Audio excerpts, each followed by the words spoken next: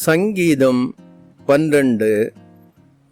செமினீத் என்னும் எண்ண ரம்பு கிண்ணறத்தில் வாசிக்க ராகத்தலைவனுக்கு ஒப்புவிக்கப்பட்ட தாவீதின் சங்கீதம்.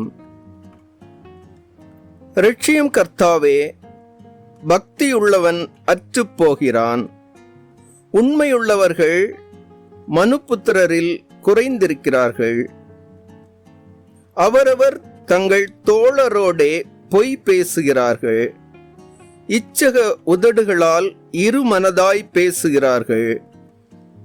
இச்சகம் பேசுகிற எல்லா உதடுகளையும் பெருமைகளை பேசுகிற நாவையும் கர்த்தர் அறுத்து போடுவார்.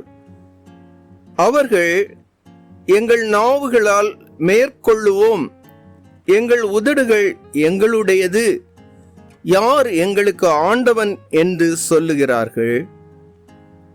ஏழைகள் பாழாக்கப்பட்டது நிமித்தமும் எளியவர்கள் விடும் பெரும் மூச்சு நிமித்தமும் நான் இப்பொழுது எழுந்து அவன் மேல் சீறுகிறவர்களுக்கு அவனை காத்து சுகமாயிருக்க பண்ணுவேன் என்று கர்த்தர் சொல்லுகிறார். கர்த்தருடைய சொற்கள் மண் குகையில் 7 தரம் உருக்கி புடமிடப்பட்ட வெள்ளிக்கொப்பான சுத்த சொற்களாய் இருக்கிறது. கர்த்தாவே, நீர் அவர்களை காப்பாற்றி அவர்களை என்றைக்கும் இந்த சந்ததிக்கு விலக்கி காத்து கொள்ளுவீர். மனுபுத்திரரில் சண்டாளர் உயர்ந்திருக்கும் போது துன்மார்க்கர் எங்கும் சுற்றித் திரிவார்கள்.